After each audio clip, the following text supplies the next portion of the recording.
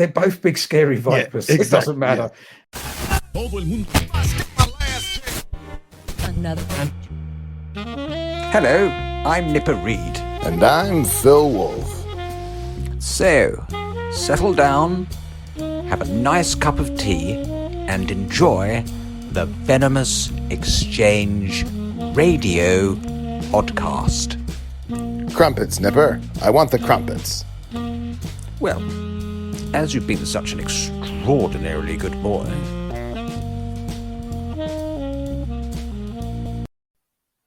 Hello. It's been too long, mate. It has been a long time. It has been a long time. We have both been very, very busy boys. Busy bees. But it's lovely to be back. It's lovely to see your face. You're looking so well, which is grand. Well, thank you. That's good. No, I feel like we haven't had a chance to chat for ages. I've been traveling the globe and you've been moving. I know. You're just a globe-trotting son of a bitch. I'm trying to get there. I've still got a load of trips planned for the rest of the year. How many frequent flyer miles do you have? Sadly, it's all with different airlines because I'm budget traveler. I Okay. don't spend big dollars to travel because I'm fortunate. As soon as I get on a plane, I fall asleep. So there's absolutely no point me paying shed loads of money. So yeah, it's always eco travel for me. Except to when I go to America, I won't because it's such a long flight. But Yeah. for the European flights, it's cheap as ships travel. So I've actually been meaning to ask you. Like, I have so many friends that have like the American Express frequent flyer thing or like the Visa frequent flyer thing where they just use their card and they get miles. Yeah. And I didn't know if you took advantage of that because, I mean, shit, you travel more than anyone I know. Yeah, no. The only thing I take advantage of sometimes is what we over here call blue light cards, so emergency services discounts and stuff like that. But Cool. no, I sadly have to pay. I mean, this year I don't even want to think about how much money I've spent on flying to various places to Herp, but I've still got. Mate, there's no point dying with money in the bank. It's memories are everything, you know. If anyone's thinking about doing a trip and thinking, "Oh, I'll wait till next year and save the money," just get out there and do it. Get it done. I've still got trips to America to do, and I've got another trip with you to do this year. I know. God, I'm so excited. I am fizzing for it, mate. Absolutely fizzing for it. I waited till Rob was back because Rob went to Arizona again. Yeah, again, right? Again. Yeah. Fucking that guy's incredible. Legitimately, he is an inspiration. But I waited for him to get home and get settled or whatever, and then him and I were catching up. And I don't know how often you talk to him, but you can't just have a 20-minute conversation with Rob Stone. You can't. No. It's got to be at least an hour minimum. God, I know I've spoken for more than that with him, just chumming about God knows what. But he was telling me about some recent hikes he did in his neighborhood and then going back to Arizona.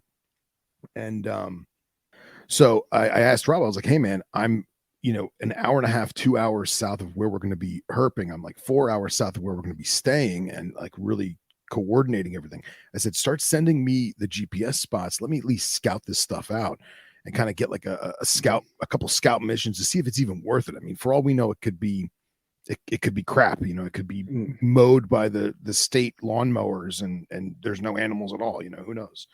So I got with him and dude, looking at the itinerary that he's starting to draft, it's going to be great. I'm so excited. I was chatting to him yesterday and I don't know if you know yet, he's added another target species. Oh, wait, to the Florida trip? Yes. Okay, enlighten me. Oh, you're going to love it. It's not even a real species. Come on, what do you got? What am I always ribbing you that it's not a real thing? Oh, you talking about canebrakes? Yeah. Well, see, here's the thing. First of all, they are Atrocodatus for life. So it was to my knowledge that we're going to be like 4 or 5 hours south of where they are. Yeah, but it's Rob. I mean, 5 hours drive for Rob is nothing. He gets to see what he wants to see. That's, and you got to remember, he's not like a normal human being. He doesn't need to eat or sleep ever. That is very true. That is very, very true. He literally exists off craft beer. He does. He gets he's like some amoeba that just absorbs craft beer and he can just keep going. Yeah. So that's been I believe that's been added to the itinerary. So that should be exciting. Man, see, now I got to see the map, man, because knowing Rob, it could be one of those things where it's like, yeah, we're gonna leave in the morning, find him in the afternoon, and then drive back. Oh, 100%. And 100%. it'll be 1,000% worth it because I've never seen a canebrake in the wild ever. I've never seen any of the Crotalus horridus clade, whatever you want to call it, in the wild period. Oh, wow. So, yeah. That's mad.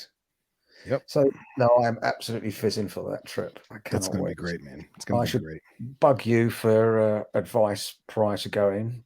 Because obviously I'm going to come out I'll come out the day before or a couple of days before just so I can acclimatize again because that worked really well for the last trip. Okay, good. So, if you can give me some suggestions of what area to stay in and absolutely. All that good stuff. Well, have you already bought your plane ticket? Not yet, no. Okay, I was going to say is if you want, fly in by me and I'll just drive us up. Okay, well, we'll talk about that. Yeah, we'll figure that out. We'll figure that off air because this is probably not that interesting for people that aren't going on the trip. Exactly. Yeah. But you just got back let's do this. How are the animals? Yeah, everything is good. Everything is good. I am drowning in eggs at the moment. Really? Yes. I think a lot of the stuff that I had sort of come of age this season, whether it's because I've been really concentrating on diet and food cycling and that sort of thing. I don't know if that's made a difference, but I am literally drowning in eggs at the moment. It's brilliant. Wow. I'm super excited. So yeah, I'm just waiting. It should be hatching soon. Should be my Northern Pines. Awesome. Which are the biggest eggs for such a little, well, not for quite a long snake, but for such a thin snake, they're the biggest eggs. They're Isn't ridiculous. It wild? They are huge. It's you wouldn't amazing. think that could come out of that snake. I know, like when people see blood python eggs and it comes out of the blood python, they're like, all right, cool. If they see retic eggs and it came out of reticulated python, they're like, all right, that makes sense. Yeah. When you see pine snake or any of the Pityophis genus eggs in your hand, and it's the length of your hand, and you're like, what is this monster? Yeah. Incredible. It's unbelievably big. So I've got, they're all doing well. The little, I was fortunate enough to get hold of a dendrophilia, which was a black and white phase. Nice. But it needed some TLC, and that seems to be doing really, really well. It's feeding on its own and putting weight on, which is really good. So I'm hoping to get him up to size and put him with my beast of a female. So that's a little future project. What's it like, 2.5 foot?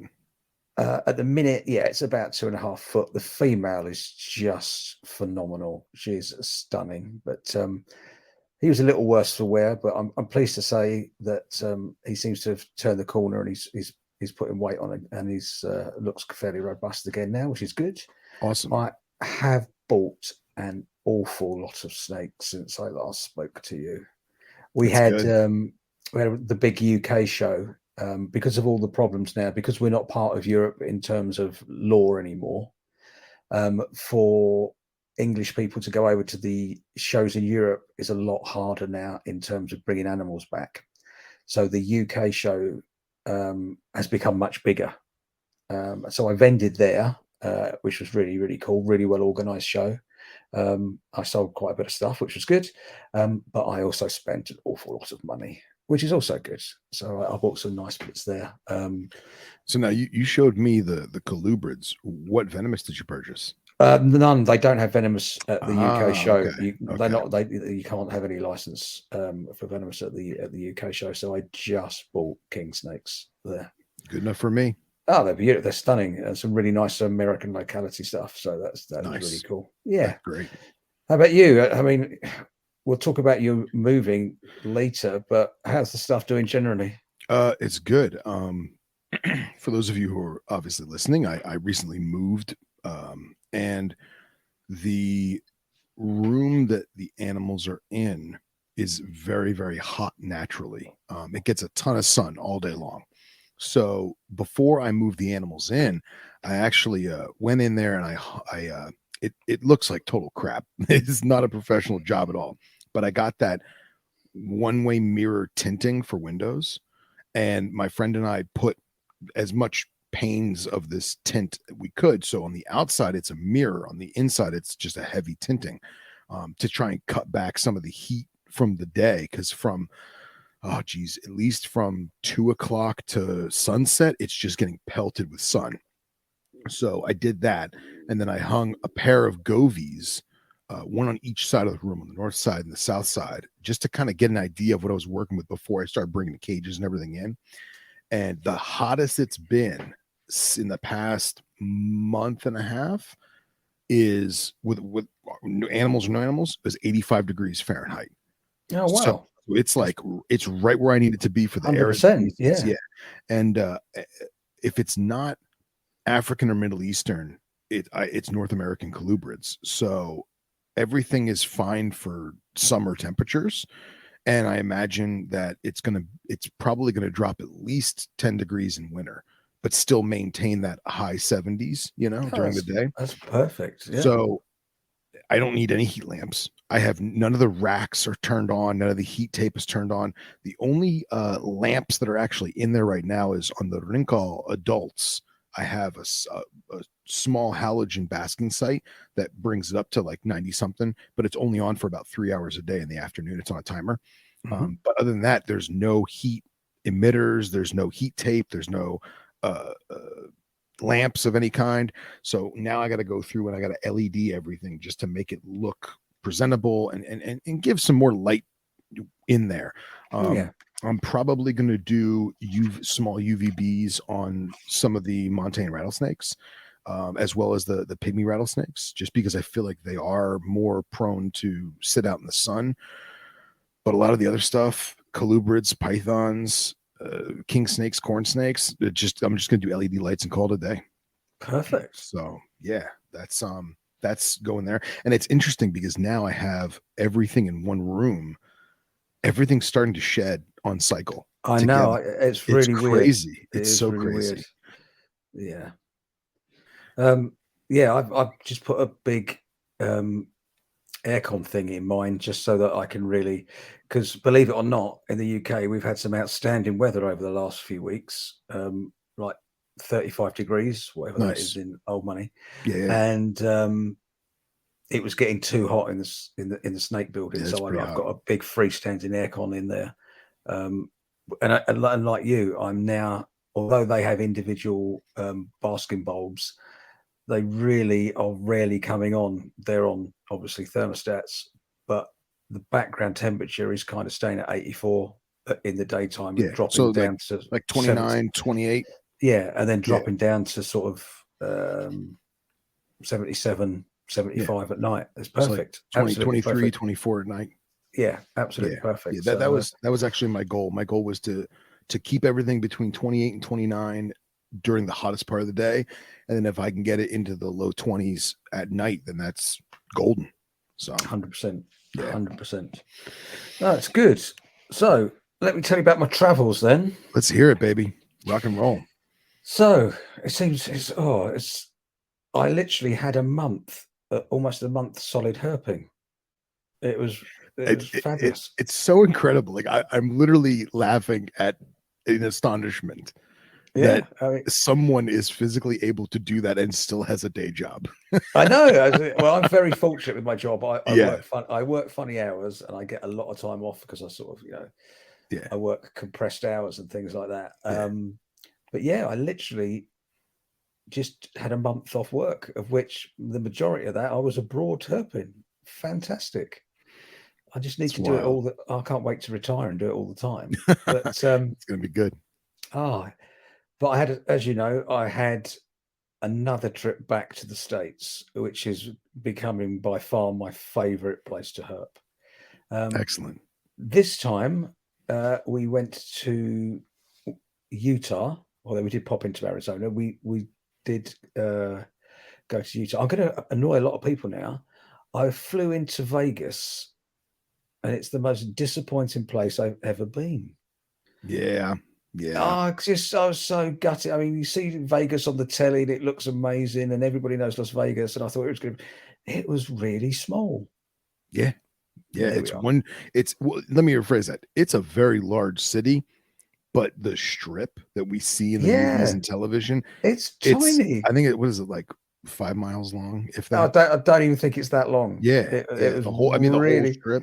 yeah. It was super disappointing. Fortunately, I didn't stay there very long. I flew out earlier so that I could acclimatize this time, because before I was literally just the time differences and the length of travel and all that lot spanned me out before. So yeah. And you flew into McCarran? I flew into whichever airport, the main international, the main airport. Yeah. And I literally got a cab from the airport to the strip, where I was staying just off the strip. I went in my hotel room and I went to sleep. And then I woke up at about what would have been 3 o'clock in the morning your time, but I felt so much better for doing that. And then I sort of stayed awake and gradually acclimatized for the rest of the week. Sure. It made such a difference, 100%, because I was like a zombie on the last trip. I was just befuddled. Yeah, the Cerberus trip, man. Like, I just remember seeing you in the car. You were just out of it, you know? I was bollocks. I mean, staying awake for 36 hours and then only getting like 3 or 4 hours sleep at night for the rest of the week is not good. It's like special forces training. But no, this trip I did well. I had a solid 8 hours sleep before I met everybody, so I was able to keep going. So we all convened. 4 of us convened in Vegas, and then left as soon as possible. Nevada was quite nice, but Vegas itself wasn't that exciting. And then we drove straight out into Utah. And I have to say, and I don't wish to annoy anybody again, Utah, the scenery is just incredible. I thought Vegas was cool. I thought Arizona was cool, but Utah, it was just amazing. I mean, and as a photographer, the light there is different. It's you know, all the pink rock and the red rocks, just mind blowing, absolutely beautiful. And all the rock formations, and really, really loved just the scenery of Utah. It was really cool. And we were really lucky. We were so fortunate in what we found. We had a number of targets. Our first target was some mountain kings. We went to an area, and Dustin as always. Oh yeah. He found a pair of pyros mating in about an hour. We've been on site for about an hour. And if I may interject, for those listening, these are not just normal Arizona mountain king snakes, Pyromelana. These are Infralobolus. This is the Utah mountain king snake. This is the most rich, vibrant black and just pop color of just high contrast mountain king snakes. These are the dream king snakes that everyone wishes they had in their collection. They honestly, being a real king snake nerd, they were so dark. They were. I don't understand. The availability is probably not as easy, but to me, the dark ones, these look so much nicer than the very bright Pyromelanas. They just look sinister. They're so black. But to see a pair mate, or to see one in the wild, is incredible, because it's not something you can hurt for, is it? As you know, it's just, if you're lucky, it crosses your path, like coral snakes and that sort of thing. Yes. But to see a pair mating in front of you, it was incredible. It was such a really cool experience. And then we went for one of our big targets, which was Latosus. And we met up with a charming chap, which a lot of people will know off Instagram, which was Aspen. And he took us to like a den site. And that was my first experience of seeing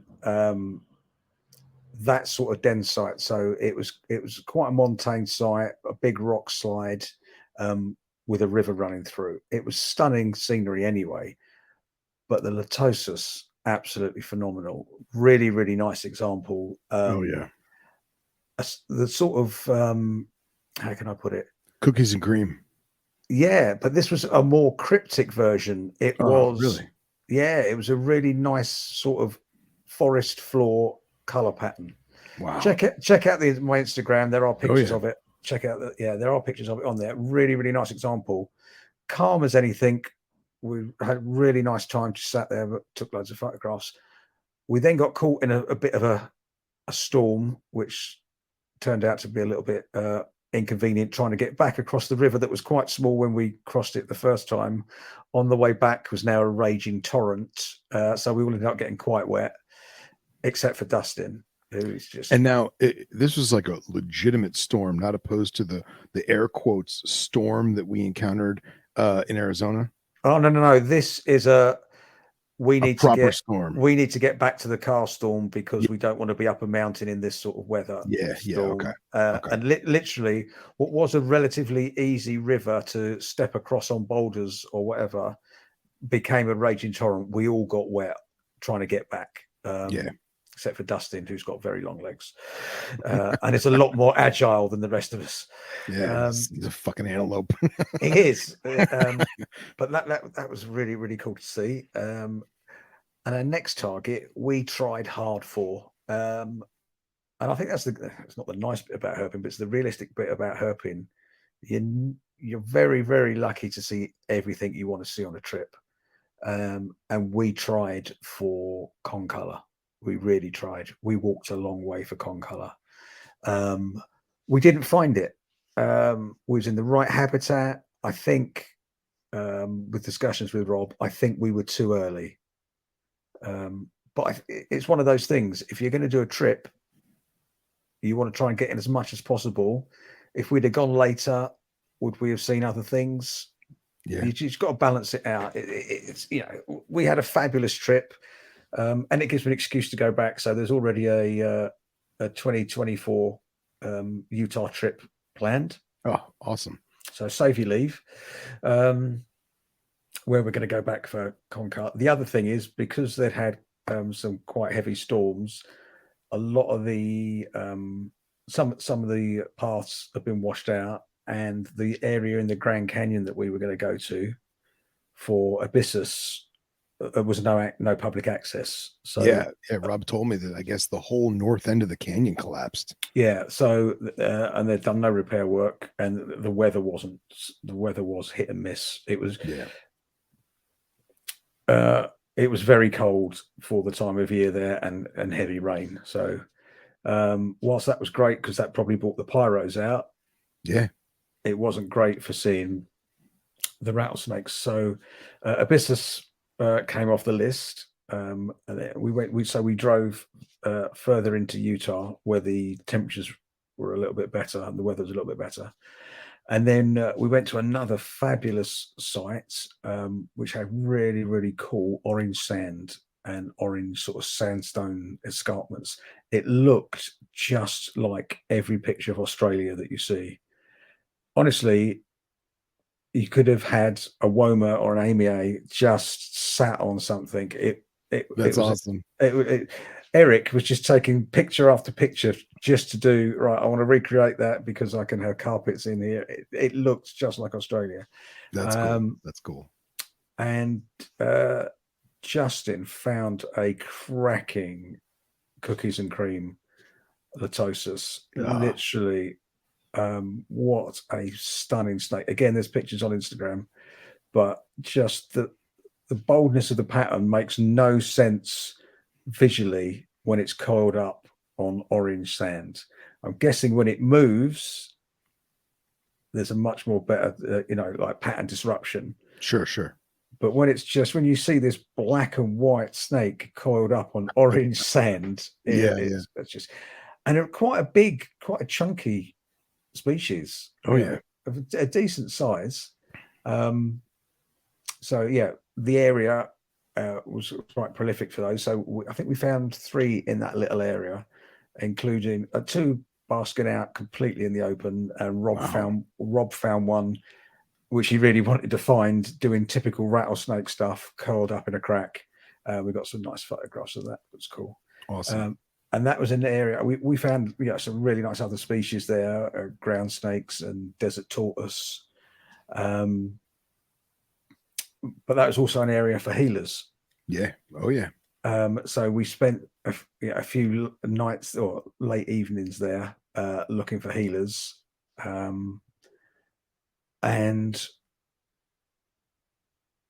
it was really, really cool because Justin found some healer tracks. Oh, really? And on orange sand to see the healer tracks and follow the healer so tracks. cool. It's brilliant. Anytime you're tracking something by looking at its movements on sand, I think is really, really good. Oh yeah. Oh yeah. And it's kind of frustrating because the tracks were so fresh and yet we couldn't find the healer. So we went back the next day and I think it was Aspen. It might have been Chris or Aspen. Found a healer. Nice. Now I used to keep healers, and to see one just walking along in the wild absolutely spammed me out. It was. I don't know what I would do. And honestly, I was talking to Rob about this, and after you guys got back, and him and I were having our conversation about Florida and everything, and he was very, very bummed about not finding the midget fadeds. But it's like, dude, the Gila, like a Gila monster in the wild, like on the prowl. I mean, to be fair, once I'd seen the pyros, and that was an hour into our herping. Yeah. If I hadn't seen anything else, it would still have been an amazing trip. Exactly.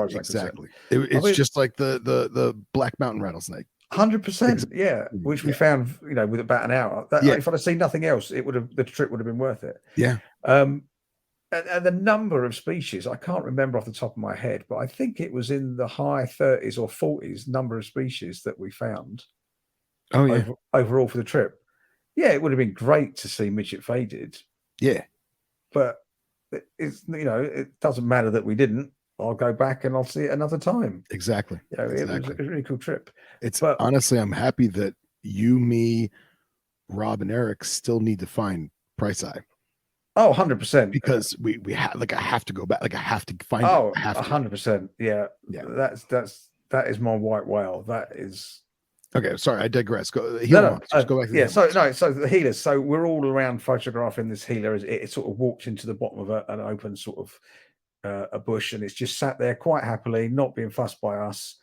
And then there was Justin went off to see if he could find something else, and he shouted, and he found another one within about 10 minutes.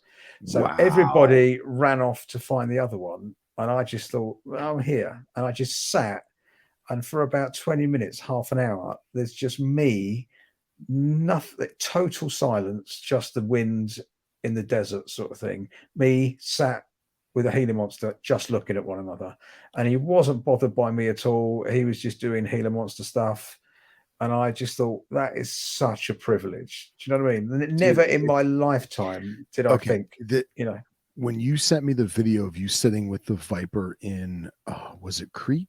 No, that's Milos. Excuse me. When you were sitting with the Milos viper, and all I could think of was how many times when we're out herping, especially with friends, because it's way more difficult to do this with friends than it is when you're by yourself. But we're so enamored, or we're so fixated on going to find the next thing. We don't want to burn daylight. We don't want to waste time with 100%. One animal. Yeah, that we forget that we can just sit and just have a spiritual moment with that individual specimen. And that's a blessing, man. That's awesome. Oh, honestly, I mean, I never thought I would see a healer in the wild. Ever. Yeah. But to sit there and just watch it, completely unfazed by me, just literally walking around, sniffing around, but not, it wasn't on a mission. It would literally just sit and stop for 5-10 minutes and then shuffle on a little. It was just amazing. Absolutely amazing. Now I saw your guys' photos of both Gilas, right? Yeah. But I'm going to ask this question despite physically seeing the pictures. When the monsters walked, did they have any heft to the midriff, or was the tail as robust as it looks when they're static? Because I feel like was there extra skin on the sides? Because I'm just thinking of like the health of my lizard and like other friends' captive lizards, and how we feed the crap out of them and they get big and fat. And I always am curious, not about, you can see if a Gila monster's fat in a photo, but to see it walking. Yeah, in the I would say wilderness. the first one we found looked like it had just come out of brumation. It was Okay. quite shabby and clearly didn't have much fat reserves on it. Okay. The second one that Justin found looked like a tank. That's awesome. It looked healthy, robust. And again, everyone photographed that and then was going off for something else. And me and Dustin just sat with that one for a while. The thing I really noticed is super aggressive. And compared to captive healers that I've had or friends have had, these were really, really aggressive in terms of, if you got within about 2 foot of it, it would be puffing itself up. It would have its mouth open. It would be, head would be smashing around. Yeah. The captive ones, you can almost reach in and tickle it under the chin, and it might have a little huff at you, but not really. Yeah. So, but in terms of body composition, I think, as you say, I think we do tend to overfeed everything, but the second one was definitely healthy and robust. Nice. There was a noticeable solidity to it. You can probably see that in the pictures. Yeah, that's what I was curious about. I've actually, and now that I moved, my old Gila enclosure, I abandoned it. I left it at the apartment. I took the fake plants out, and I took a bunch of the substrate out, and I'm debating if I'm going to put her in a 3 foot, because it was like a 4 foot glass aquarium from like the 60s, and it was big and heavy, and I was like, this thing isn't going to fit anywhere. I'll just trash it. But everyone is telling me how good they do in a rack. Oh, really? And I'm just wondering if maybe I should just try it. Yeah, I feel bad for her. I don't know, mate. I don't know. I mean, mine were in a 6 foot Viv with really deep substrate, with like plastic piping down into like a central box type thing. You had an actual structured box with the pipe coming out of it? Yeah, no? It wasn't anything special. It was literally like a Rubbermaid tub? A Rubbermaid tub type thing with just corrugated pipe that you get from, I don't know what the equivalent to B&Q is, Home Depot. Yeah, sure. That sort of thing. It wasn't nothing special, just some pipe work coming out. And then the substrate was over the top of that. So there was an entrance to the pipe. Oh, wow. So you couldn't see the box under the substrate sort of thing. And they loved it. They would, sleep in there, and then the light on the timer would come on at a certain time. Oftentimes they'd come out before the light come on and be sat underneath it waiting to heat up. Nice. They'd sit underneath it for an hour or so, and then they'd bugger off and then you cohab them? I cohab them, yeah.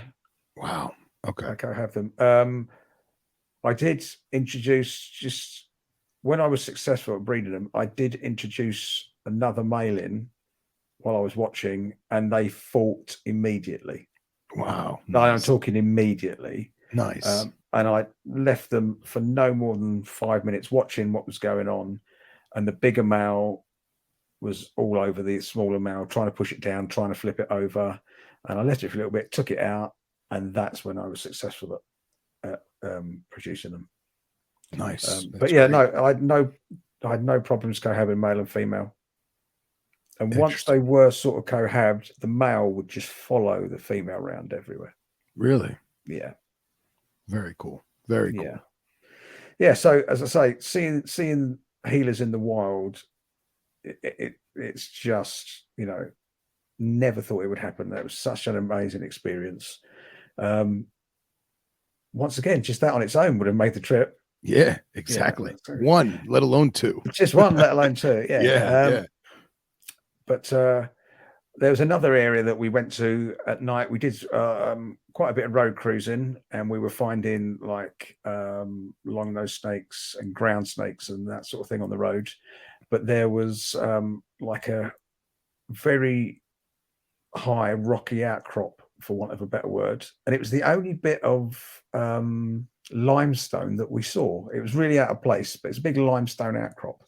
super sharp to walk on. If you fell and you put your hand down, it would have shredded you. Yeah, I mean, Wow. you know limestone. Yeah, of course. It's horrible to climb. It's it's obviously you're in the middle of the desert with this big Monolith. outcrop monolith type thing. You're crawling up, you're walking up it, and Rob discovered to his absolute horror, because Rob is not a lover of heights, that it was sheer sided on one side. So Yeah. it was scramblable on one side, and then it was just a sheer drop on the other side. So Yeah, he had mentioned that it was he was watching his feet with his headlamp, and out of nowhere the ground just disappeared. yeah, And it was what he would refer to as the side of a cut. yeah, 100%. And it's just a straight cliff face. Yeah, I think it sharpened everybody's mind, because you're so focused on looking for snakes that you're not necessarily looking where you're going at night. And yeah, there was potential to have a serious accident there. It was a long drop, which you wouldn't want to. Yeah, I mean, you're For talking hundreds of feet. You know, Yeah, tumbling the whole way. yeah. So that wouldn't have been great. But while we were there, Dustin found a lyre snake. Yes, yes. Just fantastic. Again, something I didn't think we'd find on the trip. It wasn't a target. Super rare to find. I think, to memory, it was the 16th record for Really where we were. Yeah, I think. Wow. I think so. That's incredible. But it was huge. Yeah, like 5-6 foot. Yeah, I had in my head that Wow. a lyre snake was going to be a couple of feet long. Yeah. Beasts. It's definitely. So now, was it more mangrove, or was it more boiga, or was it more telescopus? Oh, all day long boiga. Really? It really reminded me of, if you'd have taken that out and put that in Indonesia, you wouldn't have thought twice that it was a boiga. It's really the head shape, the eye structure, the size of the head compared to the neck, everything. And it's very, very gracile, super long. Yeah, conversion evolution all day long. Just fabulous looking thing. So amazed and so stoked to see it. It was That's awesome. Really, really cool. That's incredible. Yeah, so that was good. And then more venomous highlights. We went to another area in daylight, and we were looking for speckled rattlesnake, which was really high on my want list. It's something, I think sure, one of my favorite crotalus, and I really wanted to see that. Didn't have high hopes to see it because it's not a common species in that area. And we all dispersed on this mountainside. And again, within 20 minutes, Justin, who was just a herping machine, shouted, and we saw this little dot where he was, and he's waving his hands. So we all had to scramble up, and neither Eric or Rob particularly like heights. I'm good with it. I mean, mountaineering, climbing is my thing, but it's not their thing. And they did so well, because it was a little bit precarious where Justin had got to. There was a little bit of free soloing to get to where we had to be. Yeah, it wasn't easy. So worse than that main price high spot that we went to? Yeah. Were you and Eric? Oh, way more scrambly than that? Yeah. Oh, okay. yeah. So and it was the aspect of it as well. You're literally on the side of a mountain. So even if you're doing a short scramble up, when you look over your shoulder, because of the valley slopes down, you get a kind of perspective where you're like thousands of feet up in the air. Oh yeah. Even though the bit that you're on, you're only climbing a couple of 100 feet, if that makes sense. Yeah. But it was a nice little scramble. And then we're all in this tiny little area that you could stand on. So there was, it's hardly any room to move. And there was this beautiful speckled rattlesnake. That's awesome. In this little rock fissure. So how high was the scramble? I'd say from sea level, I'd say it was quite high. From where we were, from the roadside where we parked, I'd say it was probably only 600 feet up, something like that. Okay. But it was a sheer. There was no path. Yeah. It was a scramble up the hillside. Okay. And the final section where the snake actually was more climbing than Yeah. walking. Yeah, there's no room to turn around. You're just There going to was- shimmy back the way you came. Yeah, pretty much. Yeah. Yeah. And we're literally almost climbing over one another to get somewhere to stand where the snake was. Sure, Sort of thing. sure. Managed to get some really cracking pictures again on my Instagram of it actually in the rock fissure, which was cool. Yeah, I saw. That's awesome. And then we managed to get it out. Dustin did his first venomous snake double hooking. Oh, nice. Which Excellent. he did really, he's not done it before. He did it really, really well. Nice Cool. controlled it really, really well, which was cool. Excellent. We all got some cracking photographs. Again, just a mad experience. I didn't think we'd see that, but to see it with everybody having to do this mission to get up to it was really, really lovely. That's awesome. It was a great day. A beautiful sort of coral pink snake. If people have a look on the Instagram, the snake itself, really chunky head, just stunning, absolutely stunning. Probably for me, the snake of the trip. Certainly the venomous snake. Yeah, certainly the venomous snake of the trip. Well, now is that because of the individual specimen or because of where it was and how you came across it and the camaraderie of it? All of those, all of the above. Okay. Because it's something I've wanted to see for a very long time, and it's something that I've seen loads in captivity but never seen in the wild. Because it was a particularly nice specimen, but also because of the effort involved in getting everybody up there to have a look at it. It was really, really cool. That's great. Yeah, and I think that was new for everybody on the trip, which is always nice, Oftentimes, because we had some lovely local herpers with us, like Aspen, Chris, and Lindsay. They've obviously seen a lot of this because they're local herpers in Utah. They'd obviously seen a lot of stuff in Utah. Justin is obviously from Utah, right? So he's seen most of the Utah stuff already before. So there wasn't a lot of stuff wasn't new for him. But I think that was the one species that was new for everybody. So I think that's great. That's really cool. Yeah, because that's very far north for Mitchellai. Yeah, it might. I'm not great with American geography. We might have strayed into Arizona for that. Okay. It might have been. It was certainly on the Utah-Arizona border. So sure. But yeah, that was cracking to see. That's great, man. And that's then awesome. The icing on the cake for me was we did more road cruising on another night in this area that was sort of sand dunes that have been made into some quite nice housing. Oh, really? Yeah. So there's detached properties with a lot of sand dunes between them, then another detached property, but with really good roads all through it. So really modern roads, but through sand dunes. And we found some nice amphibians there. We found coleonyx there, which was really cool. Awesome. Variegatus. What did we find in Arizona? Coleonyx. Was that variegatus? Yeah, that was variegatus. Yeah. Yeah. Okay. Mm-hmm. So we found what would be variegatus utarensis, which looked completely different. Oh yeah, completely different. So we found that, but we found a sidewinder. Now this area, they're taking us there because they'd found the sidewinders there before. The sand is really, really red there, so the sidewinders have a really red coloration. Wow, it was great. Now, this is another subspecies, right? Yeah, this was Cerastes. Okay. I think Rob has done the 3. So I was just about to say, I was making sure we were talking about the same area. So after you guys left the Utah trip, when Rob went back, he got the 3rd. Yeah, I know. So now Rob has seen all 3 sidewinders. He's on a mission. He is. He's a cheeky monkey. He really is. He's a cheeky monkey. He's a cheeky monkey. He is crushing it. He really is. I love the fact that he's so motivated at the moment. But yeah, as far as Crocus goes, he is literally crushing it. But yeah, so we got that. I managed to get some cracking photographs as well, which I was really pleased of. So I think that was the last snake of the trip. Oh no, we found a glossy snake on the way back to equally cool.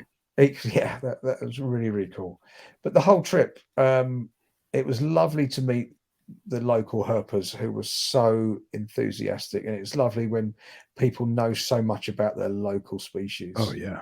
It's nice to learn from people, like when we was in Arizona with Dustin, Yeah. and he could tell you the habits of the various whichever species you were looking at because he's seen them in the wild so much. Yeah. They were the same for the Aspen, Chris, and Lindsay were the same for the Utah species, and Justin, Justin, of course, because he's seen them before. So it's always a joy to meet local herpers. But Rob, as you know, Rob's trip planning is just, is amazing. There's so much research that goes into it, but because there's so much research, people say, "Oh, you're always lucky when you go on trips." No, no, there is always luck. Yeah, there is some luck. Like for example, our Sonoran coral snake. Yeah, you can't Pure go luck. looking for it. You have to have the luck. Yeah. But Rob knew where to look. We was in that area for a reason. Exactly. Yeah. And the depth of research, because the amount of species we found in a week, 8 days, is just insane. Yeah. And for people that are listening to this, like we praise Rob a lot, right? And it's not it's not just him sitting on iNaturalist going, "Oh, look, there's an observation a mile away. Well, they must be in the area." No, he's actually looking at topographical maps and checking elevation, and then finding different routes to achieve said elevation and finding out what the pressure is at that time of the year to make sure that where we're going is even worth it. So there's a shitload of homework that Herr Stone puts in for these excursions. And he's an animal. I love it. Yeah, I mean, and it's not just it's the fallback options as well. We could have gone on that trip. Oh, the weather's shit. What are we going to do now? But there were fallback options in place for every sort of contingency. So it's really, really cool. Interestingly, everybody on the trip except for me had a smartwatch. Oh, obviously, really? I'm old school. I wear Amiga, obviously, darling. Obviously. But they all had smartwatches. Okay. So we were getting data all consistently all the time, and we were averaging a calorie burn of over 4,000 calories a day. Wow.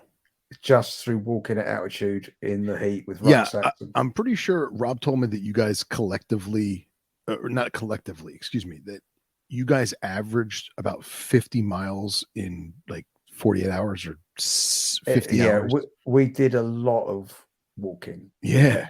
Incredible. Particularly a lot of it was to find concolor, which we didn't find. Yeah. But we walked. We did. It's not like some herping where, it's not like, road cruising cuts where you're probably out the car for an hour or something, or if that. Yeah, if that, We were walking hours and hours every day.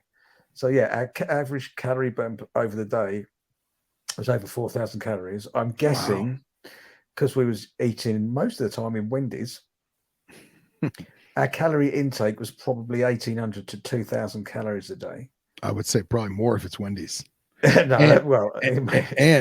I heard that someone might be addicted to Wendy's. Oh, mate. I'm not addicted to Wendy's. I'm addicted to Wendy's root beer. What was the said root beer?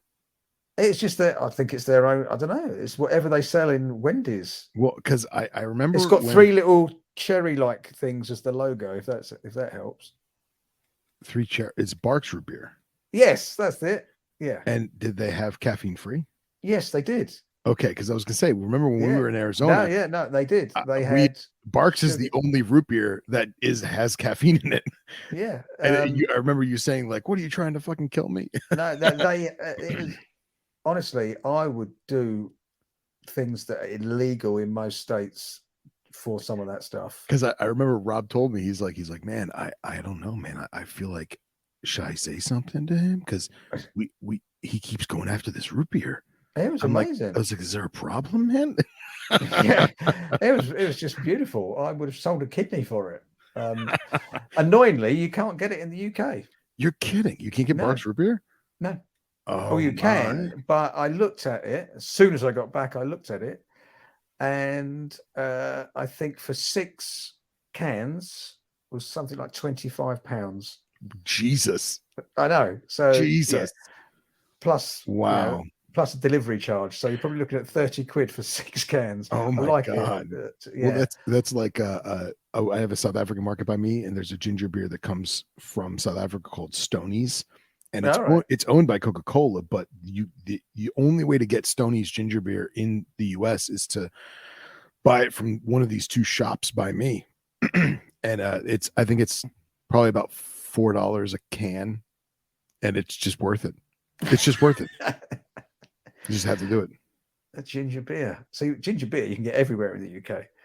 Yeah, But not here. no root beer, which is annoying. So I came back. I flew home from America. Very pleasant flight back, which was good.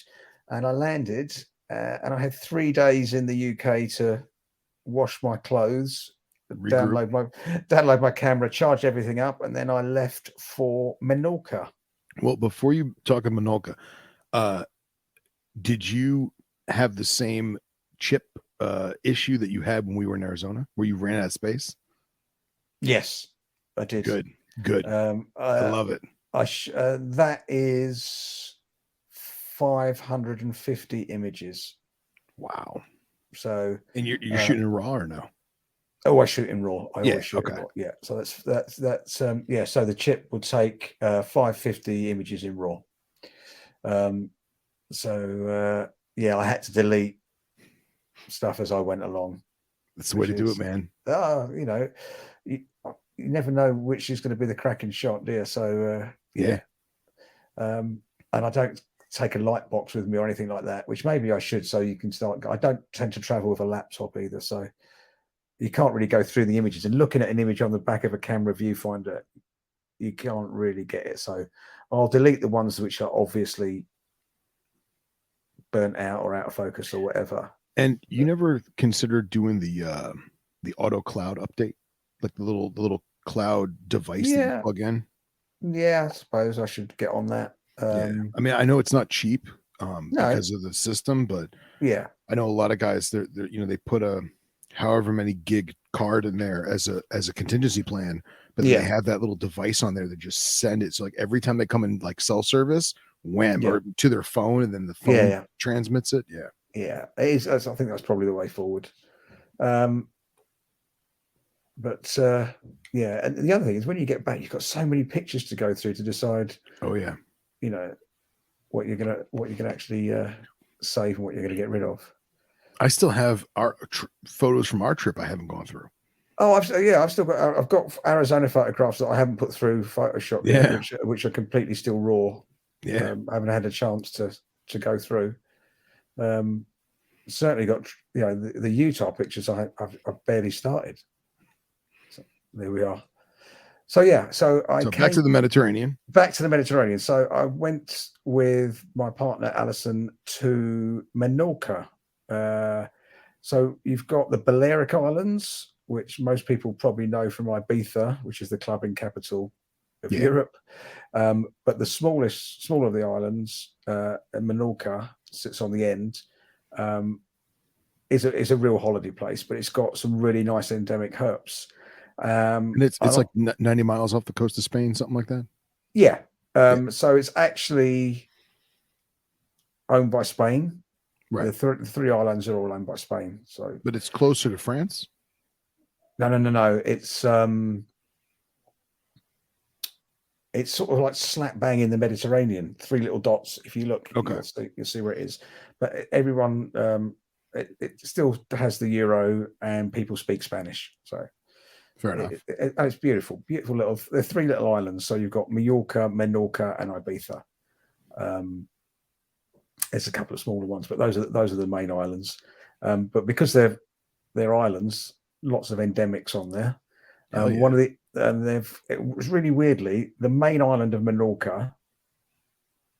There's Italian wall lizard on, but there was an endemic wall lizard called Lilford's wall lizard, now that is only found on the islets around the island. So they're not on the mainland at all now, but they're on the Really? islets. So I've photographed them before. There's two color phases. There's completely black or there's green.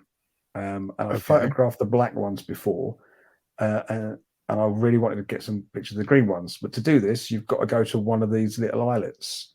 So I ended up kayaking, getting a kayak, and kayaking to one of these little islands, tying the kayak up, and then I had a mad climb.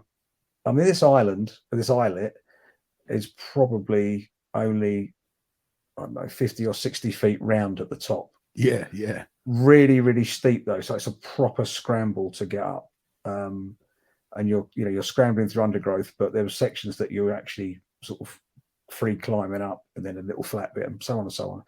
So I got to the top, and there's like a little plateau of broken rock at the top with some spiky vegetation. But the seabirds that nest there are constantly dive bombing you and shitting on you. Really? Oh, It was, and I took some video, and all you can hear in the video is seabirds trying to attack me. And I've gone through all this effort, and I couldn't find any lizards. I'm thinking, oh, this is shit. But when you sit there for a little while, then you start seeing the lizards come out. So I managed to see the lizards, which was really, really cool. So I got some pictures of the green phase lizards on that island, which was the main task. And how close could you get to the lizards themselves? They're very weirdly, in my experience, lizards that normally live on islands where there are no humans are normally really confiding and will normally come, and if you put banana down, will come right up to your hand. Really? These were really, really skittish. You couldn't get close. I was using a long lens to get photographs.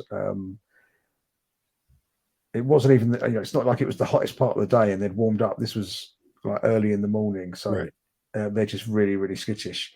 But I managed to get some nice pictures. Again, they're on Insta if anyone wants to check them out. But some other herping that we did, because Alison loves a tortoise. We found so many wild tortoises. Really? Just beautiful. Hermanii all over the place. Wow. There is only one venomous snake on the island, which is Macroprotodon. I don't know if you know that. It's probably up your street because it's like a brown dirt snake type thing. Oh, is it really? I've never heard. Yeah, it's Macroprotodon calculatus, I think. It's the Algerian false smooth snake. I'm looking it up as we speak. It's originally an African species. Okay. But whether it was introduced or whether it was naturally there, because it's not that far from the coast of Africa, I suppose. Right. So it's a little rear-fanged species, sort of a lizard feeder. You said Macroprotodon? That's it, yeah. Calculatus, I think it is. Yeah. Yeah? Calculatus, yeah. Yeah. Yeah, that's definitely up my alley. But you'd like that. Very telescopus-like. Very telescopus. Yeah. So a little rear fang thing. But beautiful, beautiful little snake. Oh, yeah. It has the head of a Causus, the night adders. It's very like that, yeah. Yeah, it's got like a night adder head with a telescopus type body. That's it, yeah. And you get some very vivid patterns. You get some sort of like coral pink ones. You get some that are almost bright orange with really vivid markings down there. That's cool. That's super cool. So that's quite a nice endemic snake for that that part of the world. Yeah. So yeah, we had a relaxing time, but we did some nice herping, got the lizards, some fabulous other lacertids there. Just really nice, just relaxing herping with no real targets. So it was nice. That's great. Just getting nice pictures and stuff. And how big were the hermans? How large? Like, oh, they range from ones that were probably like dinner plate size. Yeah, we I think there's some pictures on Instagram. There might be one of Ali holding one. We found some that were I'm trying to think of American money. Certainly 50 pence piece size for the UK. So wow. That's super tiny. So yeah, like really, really just hatched. Legitimate coin sized. Coin sized tortoises, literally. Up to old adults that were probably football size. Okay. Yeah. That's big Hermes, man. But in some areas, the density was ridiculous. Really? Yeah, I mean, you'd look around and you probably see in your field of vision, you probably see 10, 15 tortoises. just little cricket balls sliding around. Just walking along through. The sort of habitat is sand dunes with spiky plants, sort of thing. Nice. And you hear them before you see them because they're not a subtle animal. Yeah. But yeah, there was areas where there was absolutely loads of them. That's awesome. Yeah, some really nice geckos on the island as well. So yeah, they're always grand to see. So that was cool. We had some stunning wall lizards just on the walls of the villa, which was perfect. Yeah, so easy herping, just nice. So came back from there, and I had the same thing again. This time I had 2 days, so I came back, literally got back late at night, dumped all my kit, grabbed clean clothes, recharged the camera again. My camera is absolutely battered at the minute. It really needs a bit of tender love and care. It needs Utah's not particularly kind to optics. It's very sandy. I was just about to say, we call that gritty. Yeah, Menorca's not particularly kind because it's sandy. So yeah, it's been through the wars a little bit. So yeah, packed my bags and off we went to Crete, and I went to Crete with 2 excellent herping chums of mine, Trevor Willis and Kev Burns. Interestingly for me, they are ranked number 2 and 3 in the UK list for UK listers for herps, and they've changed position between the 2 of them. Nice. One will have a trip and he'll go up to number 2, or the other one will have a trip and he'll go up to number 2. So that was cool. But we all had the same target for this trip. We all wanted to see a particular gecko that you only find on Crete. So Crete, for those of you that haven't been there, is the biggest Greek island. A typical Greek island, quite rocky, extremely hot. Very, very high temperatures. Not particularly easy to herp, but we had some good sights. We found the target species, which was good. That was a bit of a mission. Very montane species, a little tiny gecko that's not very interesting to look at. It's about 2 inches long. Wow. Little black gecko, 2 inches long. I needed it. That was my one tick that I could get there that I hadn't seen before. So that currently leaves me down now.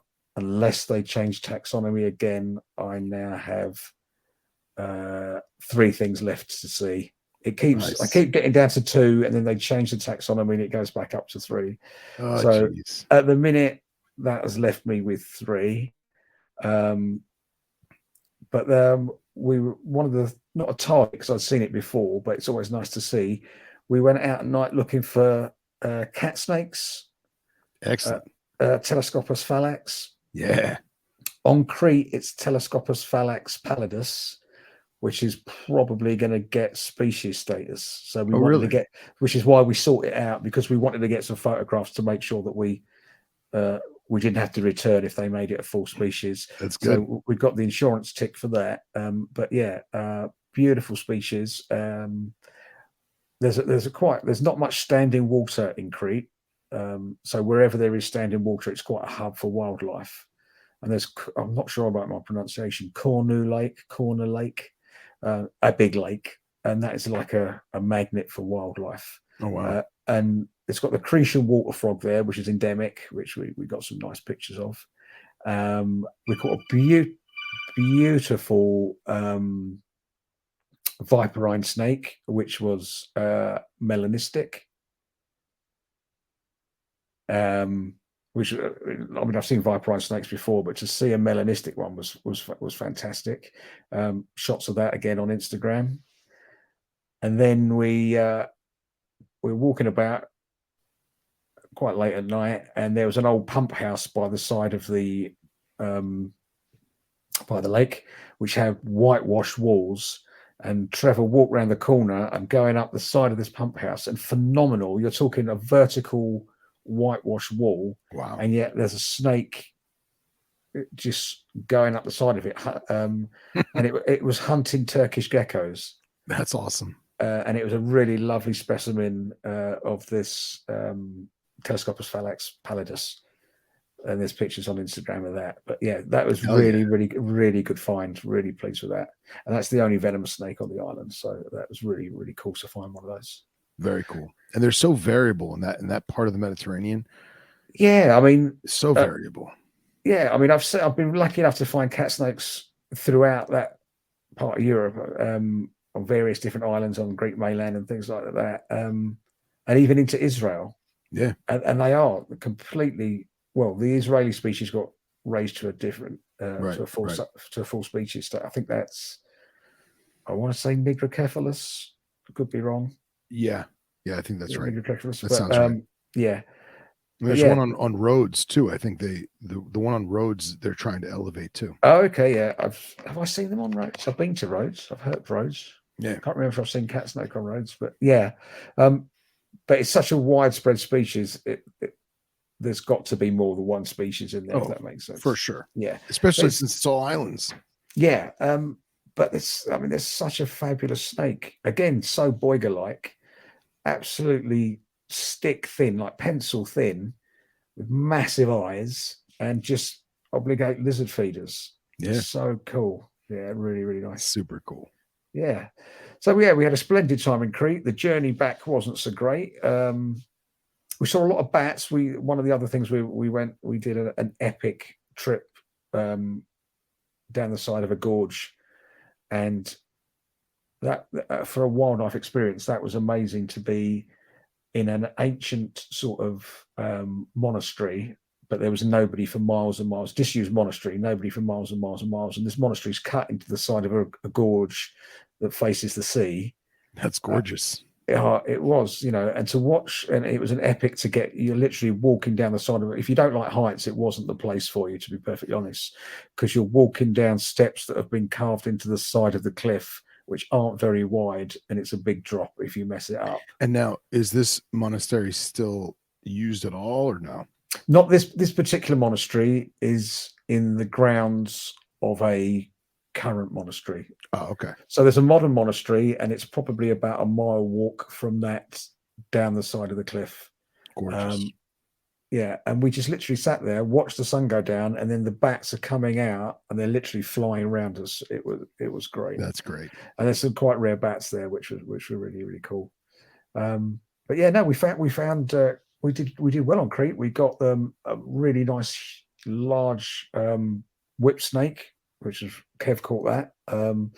We had American bullfrog, obviously, really, because it just gets everywhere. Yeah, really. Yeah, we had American. That's an introduced population. How did that happen? Somebody's pets. Or food maybe. Or food potentially, yeah. But there is a lake there that just has a big population of American bullfrog. That's hilarious. Yeah. Most days we ate at this outdoor restaurant, which overlooked the lake, and it's got sort of like a veranda built out over the lake with like a 20-foot drop into the lake. Very nice. And you could just sit there and look down, and there must have been 50 to 100 pond turtles just swimming around, because they know that the tourists will just drop food off the veranda. Yeah, so that's just tossing really cool. Chips in the water. 100%.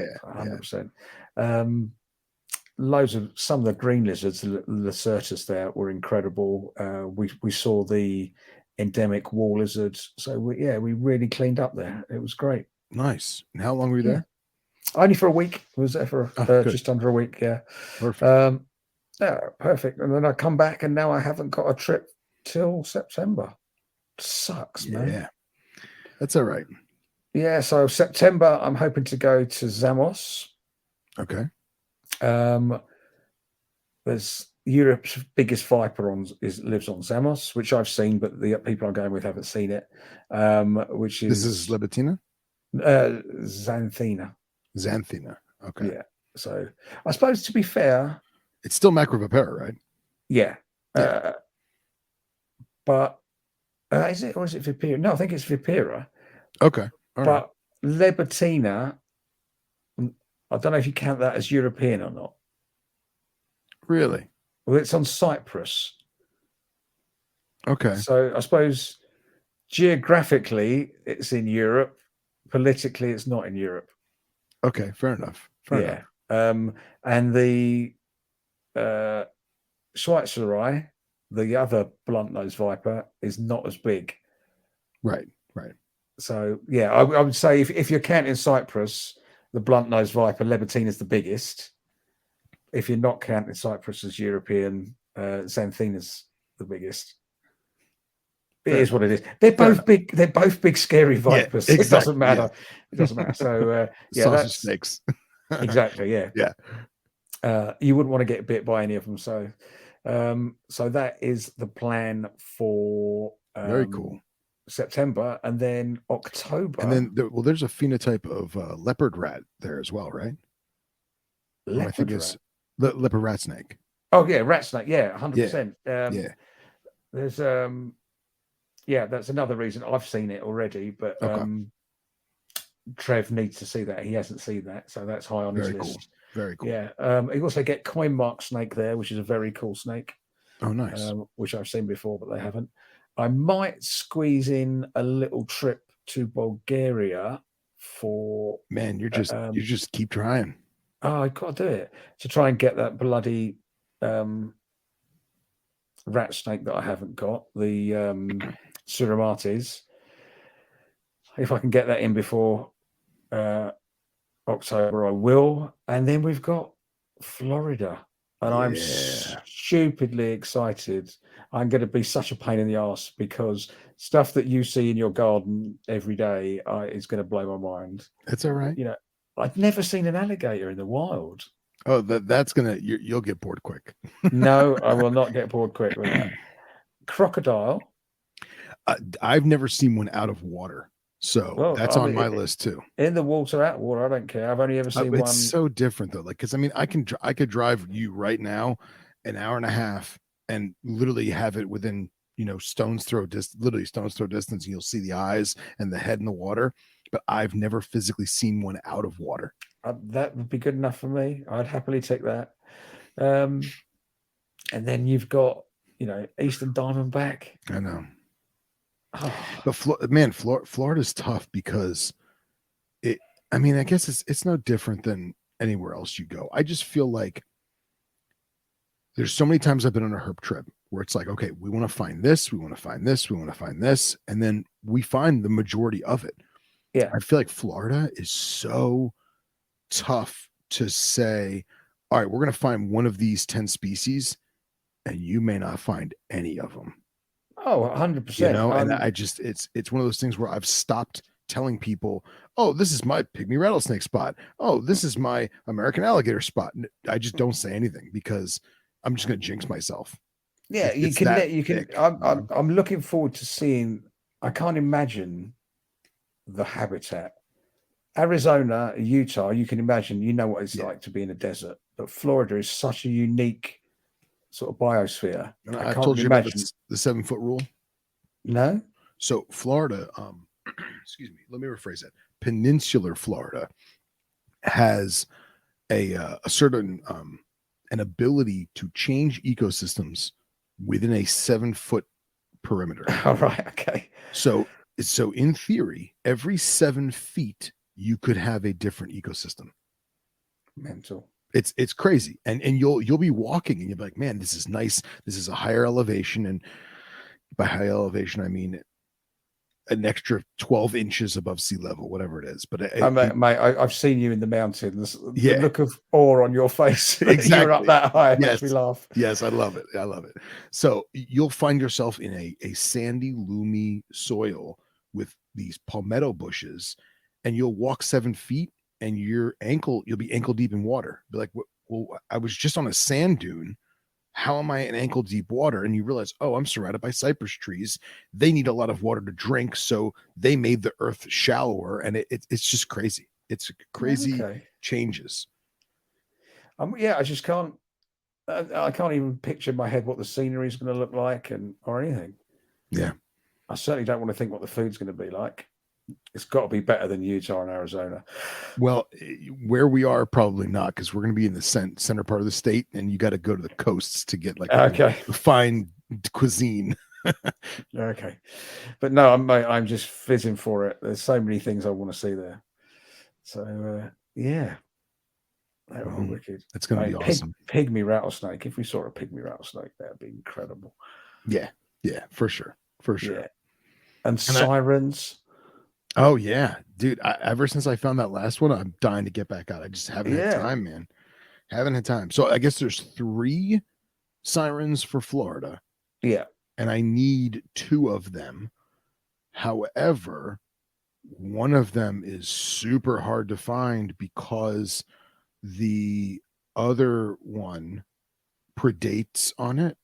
If that makes sense. Yeah. And because of irrigation and waterways and that kind of thing, people are finding less and less of them. So, but we definitely get you on some Amphuma too. Yeah, 100%. And I mean, amphibians, man. There's so many amphibians I don't have on my list because I just never go looking for them. You know. Yeah. No, it'll be outstanding. I cannot wait. Yeah, it's gonna be awesome. Yeah. I needed Rob to send me the locations of some of the stuff so I can make sure it's not a gravel pit. Yeah, I'm sure it'll be good. So he's an outstanding planner. I'm sure it'll be. Yeah, for sure. The usual stone standards. Yes, the stone standard. I love that. I'm gonna put that on a shirt. Stone standard. Stone standard herp trips, and then obviously I've already got trips planned for 24.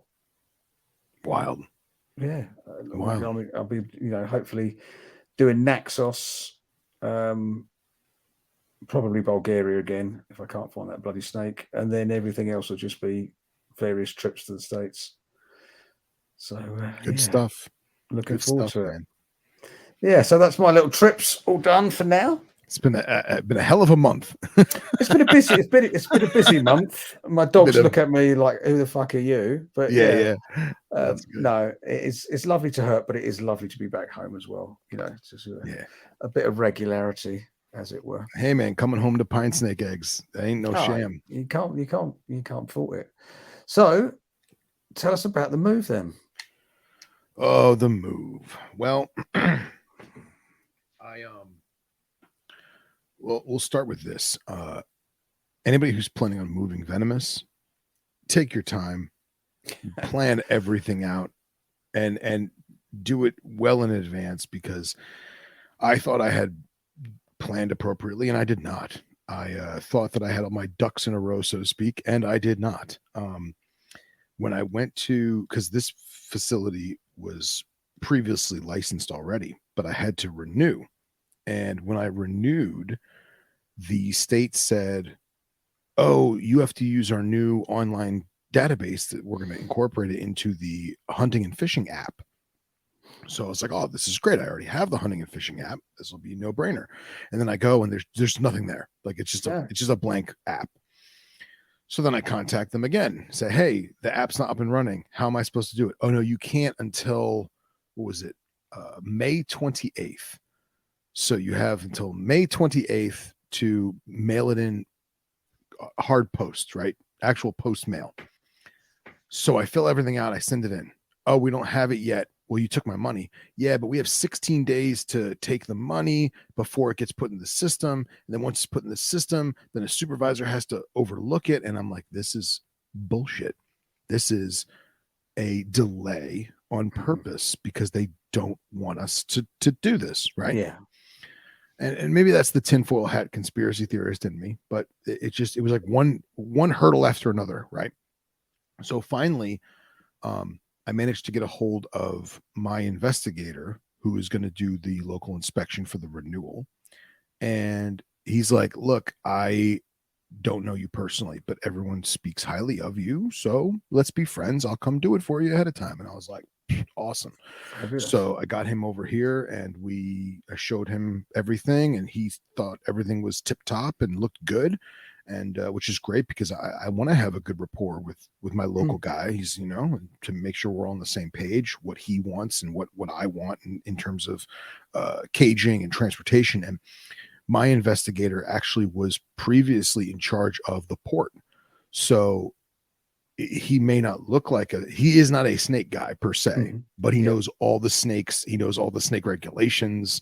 So he's not a herper at heart, but he can definitely tell the difference between a ball python and a monocle cobra 1,000%. So I get the inspection out of the way, and he's like, look, man, I just need them to tell me to go to your house. I'll tell them, hey, I already did, and you'll be done. That took another 30 days to do that. Jesus. So it's been rough in that regard, but moving everything over actually went rather smoothly. I rented a box truck for 2 days. Right. I bagged everything up in one day, containered everything in one day, and then brought everything over to the new residence in containers, right? And then I moved all the cages. Okay. Yeah. So cages got stripped. I will be brutally honest, I did not really clean them. I kind of just dumped out the substrate and threw them on the truck. But that's okay because I kind of like the smell to still be a little bit of the same. I don't want to just go crazy and sanitize everything. But it was just a great opportunity to add all new substrate, to do a deep clean on all my water bowls, to make sure that all my light fixtures are the way they are, to dust everything. Dude, nobody realizes how much dust gets in between enclosures or in between rack drawers. You know, I have my little colubrid rack, my gecko rack, right? So I've got the gecko rack. There's always sand spilling in some regard, right? I mean, they're desert geckos for crying out loud. But the colubrid rack, I took all the drawers out, and there's just dust, man, just from the aspen shavings, and man, it was very therapeutic to be able to clean everything 100%. and wipe everything down. What's that? Did you have a plan? So you took all the Venomous out and bagged it and tubbed it, right? Did you have a plan of where you were going to put the cages when you move them?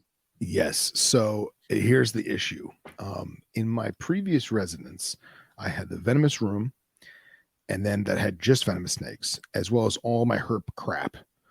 And then downstairs, I had a handful of colubrids and geckos in my bedroom. That's because it was just easy. You know, it was just in my bedroom. It was in the corner of the bedroom, right? Well, now everything's in one room.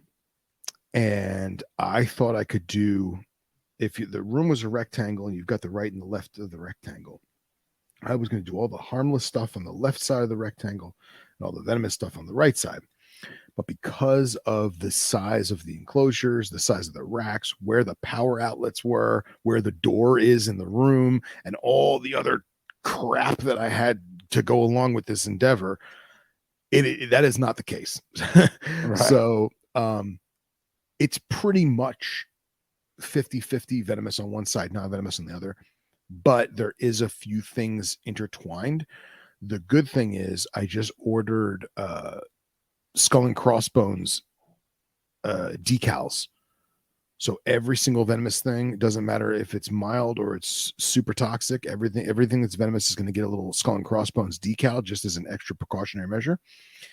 Every single thing that's venomous either has locking latches or a physical lock. It's not in a drawer where I could just open it with my hand willy-nilly. Mm-hmm. So I'm trying to make those precautions for myself. No one's going to be in there without me, you know, so it's honestly just for me. But accidents happen, man. People make fucking mistakes. And I also have Cloud Forest Design makes these really, really nice display labels with a picture of the animal, the map, and all that.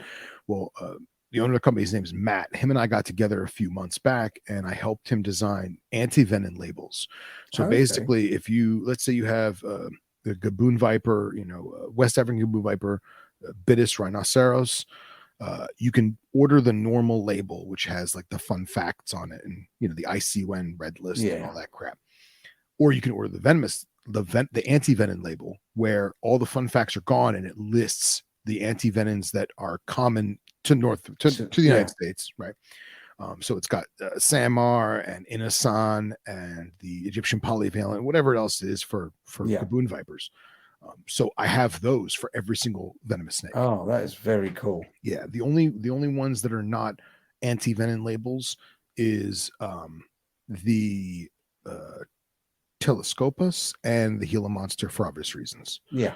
But even the Gila Monster label still says, because in Florida law it has to say danger venomous reptile. So I made sure that Matt put that on all the anti-venom labels, danger venomous reptile. It doesn't Oh, just it's really say cool. venomous. Yeah. No. And then on certain species like Atheris, there is no anti-venom. I had it in big bold letters, no anti-venom, start by monitoring localized symptoms, blah blah blah blah blah. So Wow, that's yeah, brilliant. same thing with the stilettos. I was going to say, what did you put for your dirt snakes? Yeah, dirt snakes say the same thing. Yeah. So yeah, it's not exactly the same as the Atheris. I think I changed the wording a little bit. I think it's like I can grab one if need be, but yeah, it basically says there is no anti-venom, seek medical attention, look for symptoms, X, Y, and Z, blah, blah, blah. It's on the website. So Cloud Forest Design, selfless plug to them. But yeah, so I'm trying to do those things to prevent me from making a fatal accident. Oh, I think that's brilliant. Yeah. And we were talking about in the beginning of the show how everything's kind of getting on the same shed cycle, which I thought was great. I had like 7 or 8 snakes shed in 24 hours. And I'm sure the move and the pressure and the temperature and all that. Yeah, 100%. But it's also very interesting to see the heightened stress of everything, right? Animals are going to stress. They just moved across town. They were in different containers, a whole world of smells. Now I just raised the temperature on them to hotter than they normally are. Yeah. But it also, you got to constantly remind yourself with Venomous to slow down and focus. Yeah, 100%. I went to open a container of the Tamaulipan rock rattlesnake, the Marulus, and this is a full-size adult Marulus. And the container he's in is a sealed, airtight tub with obviously with air holes, but it has 4 latches, and each latch is a positive. That way I know that I latched all 4 latches. Yeah. So I take the container off the shelf, I put it onto my working bench, I unlatch it, I look in there, and he's inside his little hide cave, sticking his nose out, which is where he always sits. Yeah. In the 1.5 seconds it took me to use hemostats and the snake hook and lift the lid up, his face was already out of the tub. Wow. Because he knew that I was going to take that lid off. Yeah. He felt the same vibrations or whatever it was of me opening that container. So I was thinking to myself, man, if that was a pygmy, I probably would just use my hand. Yeah. Of course. And it, thank God I didn't do that. You know what I mean? Yeah. And that's, I think, the scariest part about the move was remembering where I put the stuff, how I arranged everything, and then following my own safety protocols and making sure that everything is exactly the same as it was. Nothing is different, but now I need to be mindful. And I'm probably going to start using a hook to open every single drawer, to open just and hemostats to take latches off and everything, just because it force a habit, I think that's definitely the way forward. Yeah, it just makes sense. The thing is, it's the difficulty is if you've just moved and you're under a time constraint to get everything back in its vivs, right? The fatigue is going to be massive. For sure. Because not only have you got the physicality of that, you're physically moving a load of cages and you're packing and unpacking, carrying boxes up and down stairs and all that sort of thing.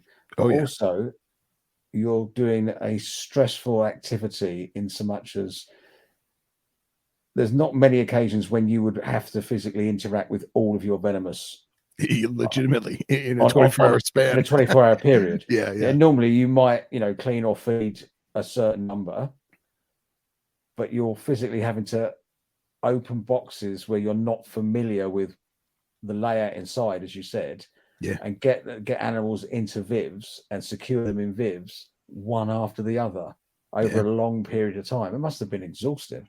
Yeah, and I definitely spanned it over the course of, say, 3 days. Like certain animals were what's the word I'm looking for? More tolerant of the move than others. So like North American colubrids, They don't care. They're fine. You know, Cerastes, there's no water bowl to change. So No. like throw them back in the sand. They're happy as can be.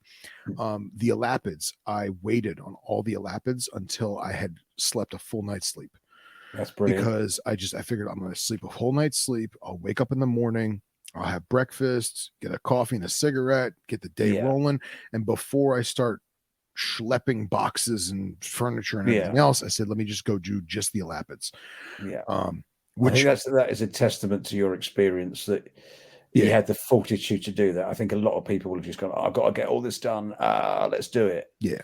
And I typically save the spitters for last. Yeah. Just because they are so much more of a handful. Yeah.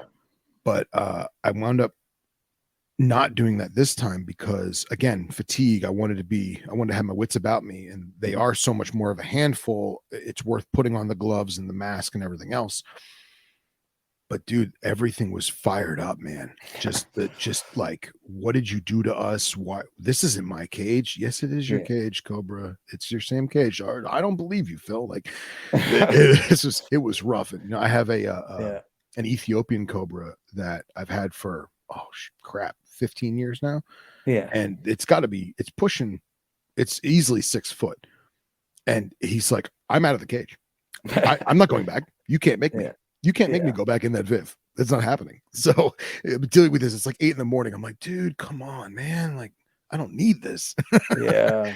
So, but you got to do it right. You got to do it slow. 100%. And it's not breakdancing. It's a waltz. You know, it's ballet. It's smooth.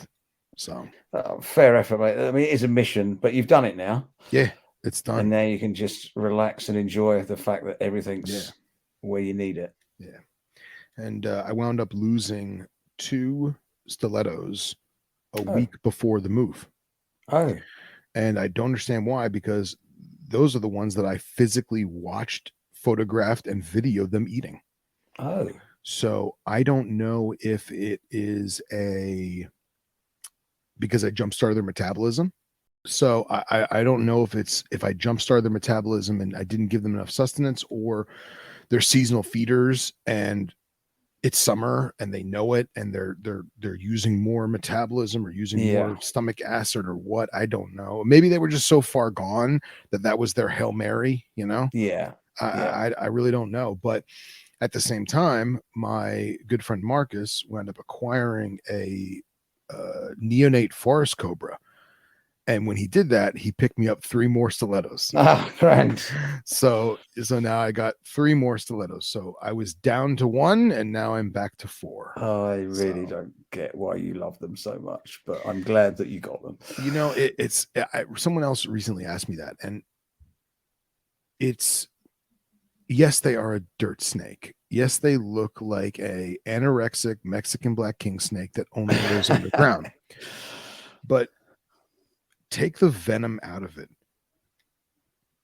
The delivery system of said venom, the skull structure, the way of life. Nobody knows how these things live. Nobody's studying their natural history. They're studying wet specimens and they're studying clinical effects of their venom, and they're studying the venom itself. No one is going out into the field and actively pursuing the species to monitor its existence. And everyone that I know that keeps them in captivity, they keep them in an extremely sterile environment so that they can keep their face clean, so they can milk them for venom research. Yeah. So to me, I get to interact with what I think is an incredibly fascinating species. And also I'm documenting as much as I can as a layman with my meager amount of citizen science, to just learn as much as I can. Yeah. You know, and it's been so freaking rough to get them eating and to monitor them and observe them doing their thing. But it's also so cool when I finally see them eat, or I finally saw it drink, you know, or I'm noticing it prefers the wet side opposed to the dry side, or the top of the soil opposed to the bottom of the soil, or, oh, this one I used leaf litter and it didn't like it, but this one I used cypress mulch ground up and it loved it. And you know, all these little things. And even if I'm the only one who gives a crap, it's worth it. That's grand. It's fabulous that you found a species that you can anchor to. Yeah, man. So for me, I've seen them in the wild. They're just dirt snakes. Yeah. And the ones you've seen in Israel, that's the holy grail. That's what I want. And I'll probably never get one of them. No, I just thought they were very, very scary. Oh, for sure. And I think that's another thing too, is like when I take out a rattlesnake, I'm like, all right, cool, it's a rattlesnake. Like I know its limitations. I know my limitations.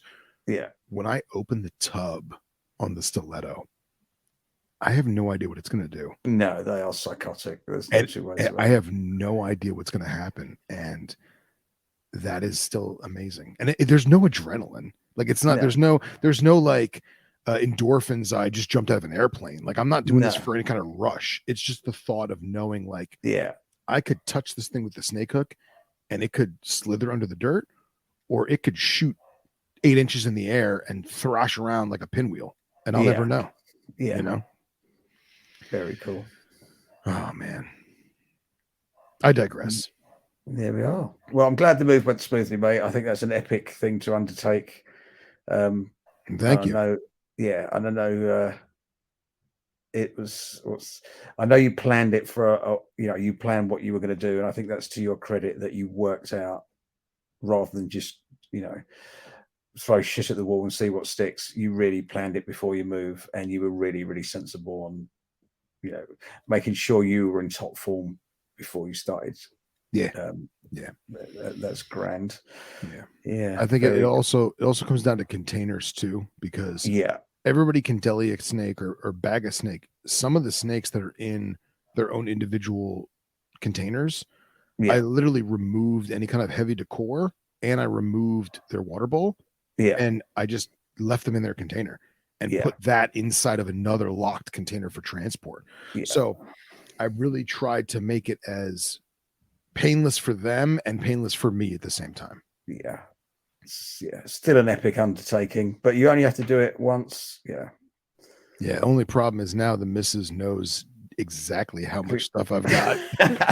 And she she walks in the room and she's been a godsend, and I literally could not have done this move without her. Between carrying cages and boxing stuff up and driving cars back and forth, and I couldn't have done it without her. But when I have it all done and she walks in the room, I know it's going to be where did all this come from? Had this all this before?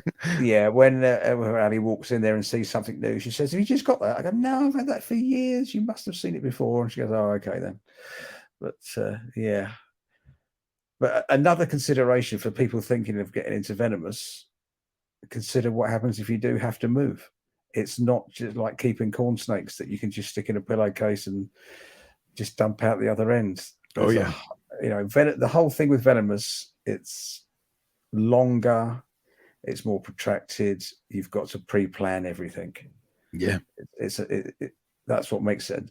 Forget the danger element. It's the time and the methodology of doing everything that is the big thing for Venomous. Here. Yeah. Awesome. Ideal. Well, sir, I think we covered a lot this episode. I think we did. It was lovely to catch up with you. Yeah, it's a hell of a catch up. That was a hell of a catch up. We have got some fabulous guests lined up, though, I believe. We do. We definitely do. Yes. On subjects that I know absolutely squat about. So I'm looking forward to that. Yeah. I've got to everyone's traveling right now, or it's early summer. Families and kids out of school and summer camps and all that. So we're gonna try and get some recordings done in the next couple of weeks, and hopefully we'll have some venomous lizard action and some arthropod action, and keep this train running. Ideal. Thanks to everybody as usual for listening. We really appreciate it. I mean, you could be listening to anything, and you've chosen to listen to us to ramble on, so we really do appreciate that. Please like and subscribe. Please follow me on Phil on Instagram, and have a splendid evening. Bye.